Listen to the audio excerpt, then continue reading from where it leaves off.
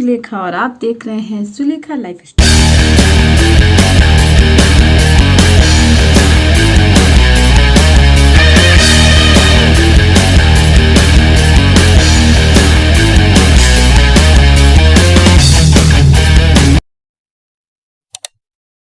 Hello everyone, कैसे हैं आप सब? मस्त होंगे, मज़े में होंगे। मैं हूँ सुलेखा और आप देख रहे हैं सुलेखा लाइफ स्टाइल चैनल।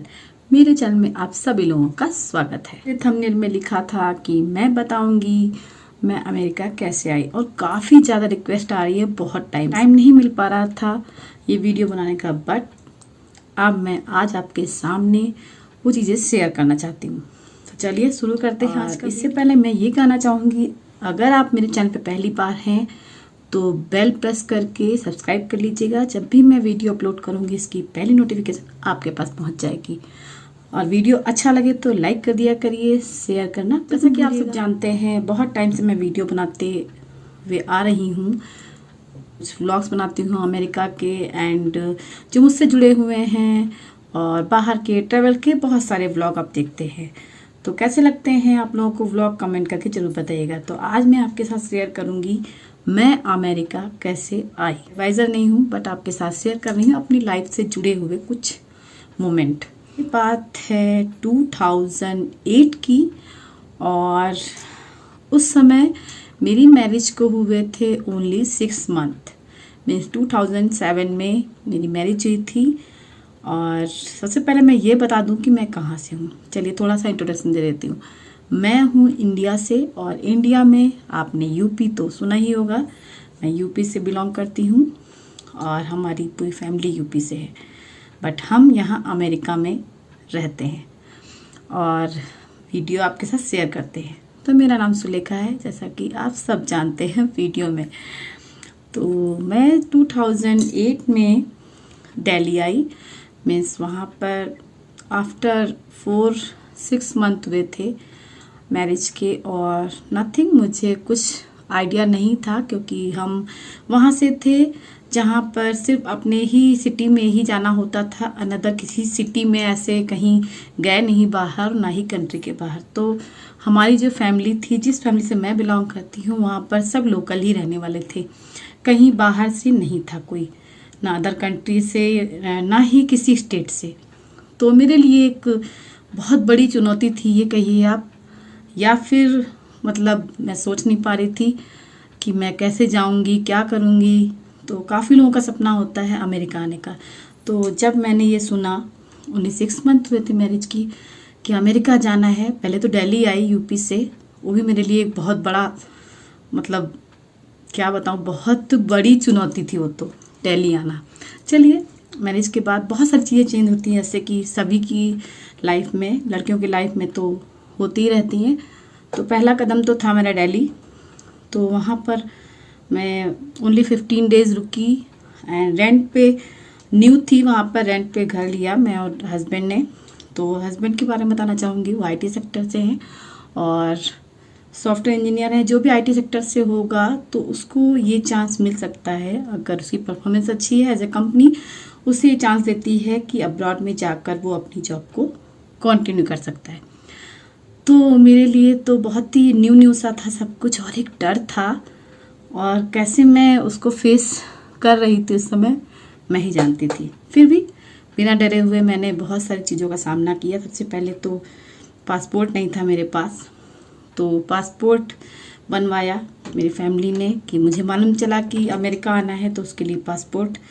तो पासपोर्ट वैसे तो लगता है टाइम इसमें बनने में, लेकिन मेरा 3 महीने में आ गया। अगर अर्जेंट है तो आप उसके लिए अप्लाई कर सकते हैं ऑनलाइन जाकर। तो ऑनलाइन अप्लाई किया तो 2008 में हमारा पासपोर्ट बन गया। और पासपोर्ट बनने के बाद हस्बैंड US आ गए, तो मैं इंडिया में ही थी, क्योंकि उस समय मैं साथ में नहीं आ सकती थी, कंपनी का रूल था।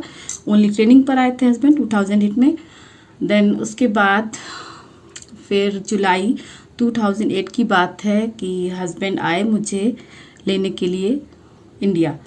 और फिर उसके बाद क्या हुआ आगे की, मैं दिल्ली आई इंडिया से पूरा पैकिंग वगैरह करके, और ये जून की बात है, जून लास्ट। और 4 जुलाई आई थिंक मैं US की फ़्लाइट थी हमारी। तो बस वहाँ आई और वीज़ा के लिए बहुत सारे फॉर्म थे एंड कुछ फॉर्मेलिटीज़ होती हैं, वीज़ा इंटरव्यू होता है। और वीज़ा इंटरव्यू मतलब जैसा कि मैं बताऊँ, मैं गवर्नमेंट कॉलेज से मैंने पढ़ाई की थी, तो कॉन्वेंट से नहीं थी, नॉर्मल जैसी लोग बोलते हैं कि क्या इंग्लिश बहुत ज़रूरी है आना बाहर आने के लिए। Right, English is must.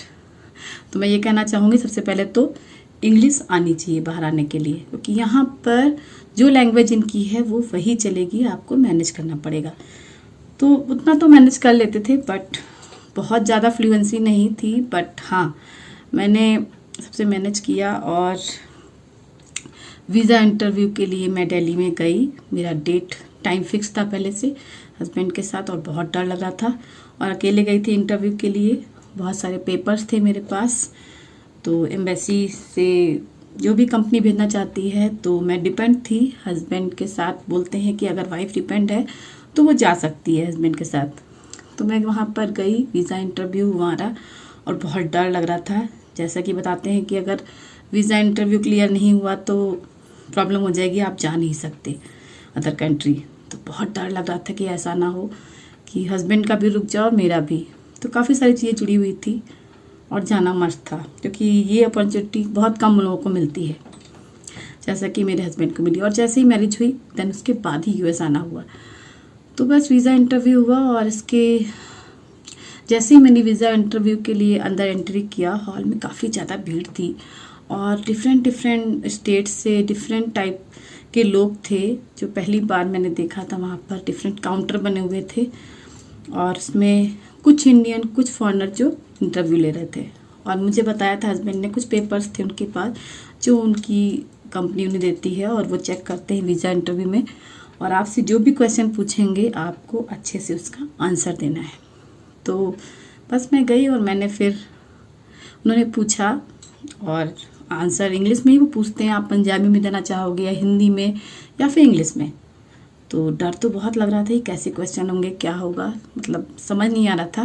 फिर कहते हैं ना कि जब आपने पैर रख ही लिया है तो फिर तो हिम्मत तो बनानी पड़ेगी। तो बस हिम्मत बन चुकी थी और फिर बस क्वेश्चन पूछे वीज़ा इंटरव्यू में। मेरा नंबर जब आया तो उसके बाद उन्होंने क्वेश्चन पूछा, आर यू वर्किंग? कहा नो।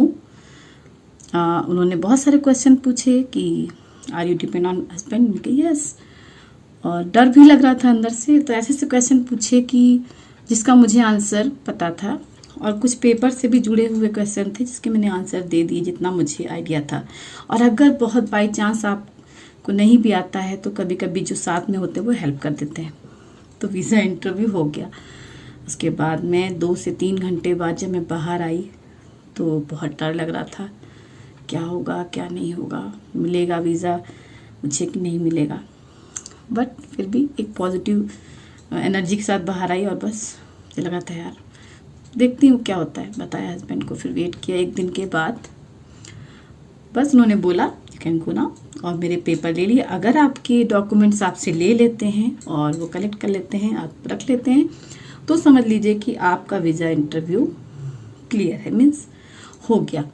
और अगर आपके डॉक्यूमेंट्स नहीं लेते हैं, सॉरी बोल देते हैं, तो फिर समझिए आपका वीज़ा नहीं मिलेगा आपको और इंटरव्यू में आप रह गए, नहीं हुआ। तो बट मेरा हो चुका था। उन्होंने मुझे बधाई दी, कॉन्ग्रेचुलेसन दिया एंड बोला कि आप जा सकते। पेपर मैंने दे दिए थे। तो फिर उसके बाद बाहर आए और मतलब एक खुशी थी कि हाँ मैंने क्वालिफाई कर लिया वीज़ा इंटरव्यू। एंड यूएस जाने का प्लान था और डेट थी 4 जुलाई या 5 जुलाई थिंक, यस, जून लास्ट में इंटरव्यू हुआ था। और चलिए बताती हूँ आपको। इंडिया से हमारी फ़्लाइट थी 3:30 बजे रात के, और 3:30 बजे 1 घंटे फ़्लाइट हमारी लेट थी। 2008 की बात मैं बता रही हूँ। और हमने वेट किया एयरपोर्ट पे, देन उसके बाद फ़्लाइट थी। तो ये सारा प्रोसेस कंपनी ही कराती है, जिस कंपनी में जॉब करते हैं जो भी है, हस्बैंड या वाइफ जिसकी भी जॉब है, तो वो कंपनी ही करा के सारा देगी, वीज़ा वगैरह और जाने आने का फर्स्ट टाइम का जितना भी होगा खर्चा वो सारा दे कंपनी। तो हम वहाँ वेट कर रहे थे। देन फ़्लाइट में बैठे, 1 घंटे बाद फ़्लाइट आई और बस टाइम जोन भी चेंज हो चुका था। फर्स्ट टाइम मैंने देखा नाइट और डे, कि हमारे पास उस टाइम पे फ़ोन भी वो वाला था जो स्टार्टिंग में न्यू फ़ोन आते थे, फ्लैप वाला मेरे पास फ़ोन था, बट फ़ोन एंड सिम चल नहीं रहा था, तो बहुत प्रॉब्लम है। किसी तरह से हम लोगों ने एयरपोर्ट पहुँचे, एम्स्टर्डम मीन्स नीदरलैंड एयरपोर्ट पहुँचे। मैंने पहली बार दूसरी कंट्री में नीदरलैंड का एयरपोर्ट देखा। Really I was so happy, मतलब हैप्पी थी, और पता है ना बहुत मतलब दुख भी था अपनों को छोड़ने का। इतनी दूर आ गए हो आप, और जब आप फ्लाइट में बैठते हो और जब फ्लाइट लैंड होती है तो अजीब सी फीलिंग आती है।